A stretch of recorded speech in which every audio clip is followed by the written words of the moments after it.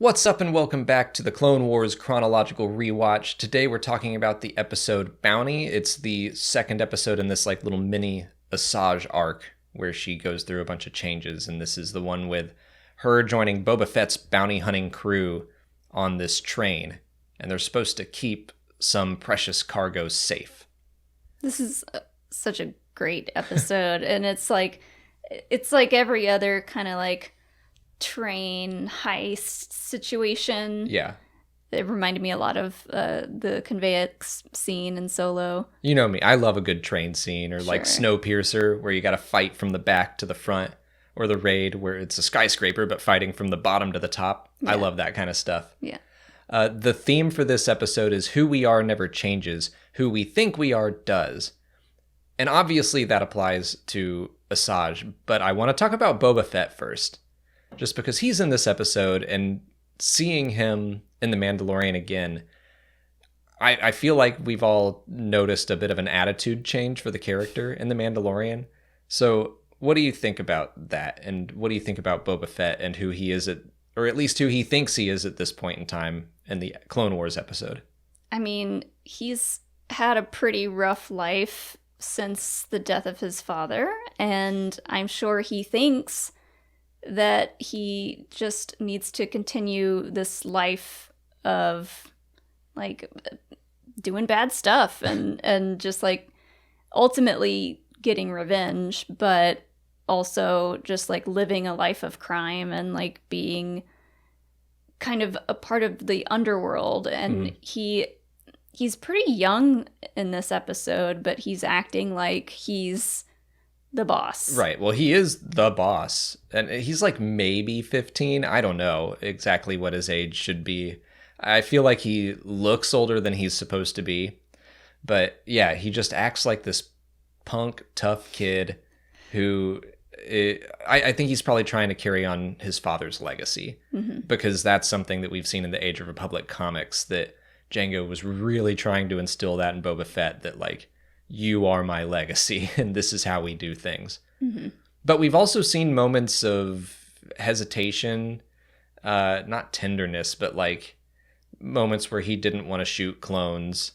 He wasn't on board with everything Aurra Sing was doing earlier in the series. So I kind of think that maybe we're seeing him come out the other side after the Sarlacc pit. We don't know what's going to happen in the Book of Boba Fett. We might be reading way too much into 3 episodes worth of appearances. Sure. But I thought it was interesting, just that theme paired with a Boba Fett episode. Yeah, I mean, after Jango Fett dies, he doesn't have that father figure to fill his head with who he's supposed to be, what he's supposed to be doing. He's just, it's kind of still trying to figure out who he is and what, where his morals are. Right. So. But obviously this theme also applies to Asajj. She is the actual focus of the episode, and it all really, most of this episode is just action and fighting on the train, but we find out that the precious cargo is this kidnapped girl. And is she a princess, or... She's related. She's the sister of the guy the ninja dude. The ninja dude that goes after them on the train. I think she was just kidnapped, and she was supposed to be this Belugan's bride. Oh yeah, I right. forgot about that. Yeah, very creepy. And so Asajj ties her back up, captures her again, and the little girl is you have no idea what it's like to be pulled away from your home against your will. And it's just close up on Asajj's face where it's obviously she knows. Yeah, I do. Yeah.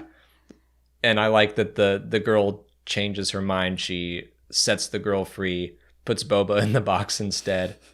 But also she still Boba does the bride. Yeah. She also does it in such a way that she gets paid for the job, and she makes the ninja people, I wish I could remember their names because they're very cool, but she makes the ninja people pay a ransom as well. Yeah. She's I'm gonna do the right thing here, but I'm gonna make some money. I'm gonna do it my way. I'm gonna make some money while I'm at it. I'm gonna do the right-ish thing.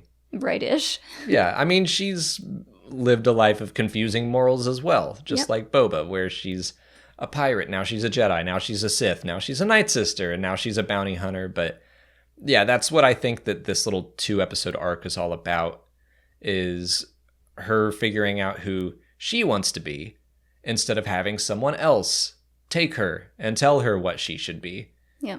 She joins this crew, and she is kind of forced into being part of the bounty hunters, but she decides, like, no, this isn't where I want to be. I'm going to go do my thing and do it my way. And I like that. Yeah, me too. It's a good little arc. Just finding a lot to appreciate again watching this series. Mm-hmm. Especially paying attention to I never really dove into the themes the way that we have. And I like that. But, yeah. It makes me, I know I need to read Dark Disciple. People yell at me for not having read it, and this arc really makes me want to even more. Yeah, you really should. If you like Asajj, you'll love that book. Yeah.